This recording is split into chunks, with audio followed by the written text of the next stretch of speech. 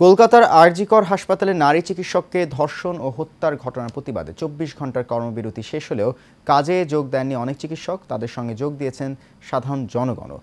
রোববারও এই ঘটনার বিচার দাবিতে পশ্চিমবঙ্গের সরকারি হাসপাতাল বিক্ষোভ করেছে জুনিয়র চিকিৎসকরা। ফলে ভারতের স্বাস্থ্য খাতের উপরেও এর প্রভাব পড়েছে। এই বিষয়ে এই মুহূর্তে কলকাতা থেকে আমাদের সাথে সরাসরি যুক্ত হচ্ছেন গবেষক, লেখক ও রাজনৈতিক বিশ্লেষক ডক্টর নুরুল ইসলাম বাবুল। ডক্টর নুরুল ইসলাম বাবুল, আপনাকে স্বাগত জানাচ্ছি আমাদের এশিয়ান নিউজে।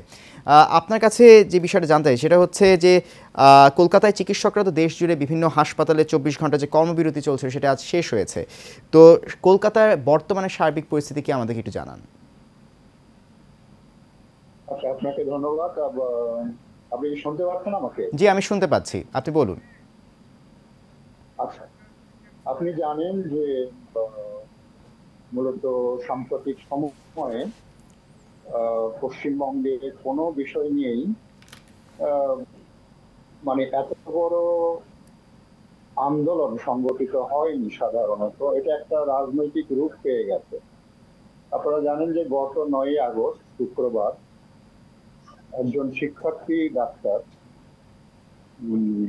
আরজিকর হসপিটালে ৯ই আগস্ট ৩১ বছর বয়সী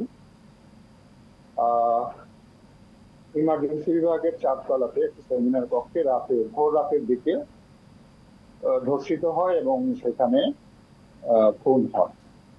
তো তার পরবর্তী সময়ে আস্তে আস্তে যখন এটা দু একদিনের মধ্যেই বিরোধী পক্ষ বলেন এবং বর্তমান ক্ষমতাসীন তৃণমূল বলেন পাল্টাপাল্টি অভিযোগ শুরু হয়ে যায় আসলে। এবং এটা নিয়ে এখন সাম্প্রতিক সময়ে সাধারণ মানুষ থেকে নিয়ে বিভিন্ন শ্রেণীর, পেশাজীবী শ্রেণীর, শিল্প, শিক্ষক, শিল্পী সবাই এক ধরনের একটা যার যার দিক থেকে প্রতিবাদের একটা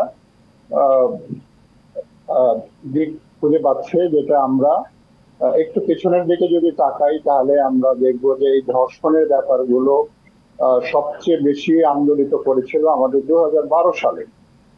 আপনি জানেন যে নির্ভয়া যে কেসটা ছিল, এরকমই উনিও একজন শিক্ষার্থী ডাক্তার ছিলেন দিল্লির রাস্তায়। তখন তাকেও একটি বাসে ৬ জন মিলে রেপ করা হয় এবং তাকে বাস থেকে ফেলে দেওয়া হয়। সেটাও একটা মর্মান্তিক কাহিনী ছিল এবং সেই সময়ও সারা দেশবাসী, সারা ভারতবর্ষ সেটা নিয়ে খুব আন্দোলন, প্রতিবাদ এবং যে যার লেভেলে প্রতিবাদ করেছিলেন। এটাও প্রতিবাদ হচ্ছে এবং ডাক্তাররা কর্মবিরতি পালন করছেন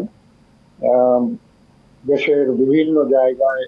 ইভেন মমতা বন্দ্যোপাধ্যায়, মুখ্যমন্ত্রী মমতা বন্দ্যোপাধ্যায়ও নিজেও রাস্তায় তিনি শোডাউন করেছেন, আন্দোলন করেছেন এবং সিবিআই কে দাবি জানিয়েছেন সিবিআই এর কাছে যে যত তাড়াতাড়ি একটা সময়ও বেঁধে দিয়েছিলেন গতকাল রোববার, এর মধ্যে যাতে দোষীদের ধরে ফাঁসিতে ঝোলানো হয়।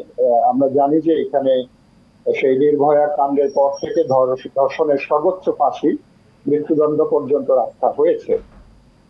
তো তারপরে জুনিয়র ডাক্তারদের যে কর্মবিরতি, তারা এখনো, আমার কাছে সর্বশেষ যে খবর আছে, তারা এখনো স্বাভাবিক হননি এবং সেটা হাইকোর্ট পর্যন্ত, গতকাল পর্যন্ত হাইকোর্ট বিচারাধীন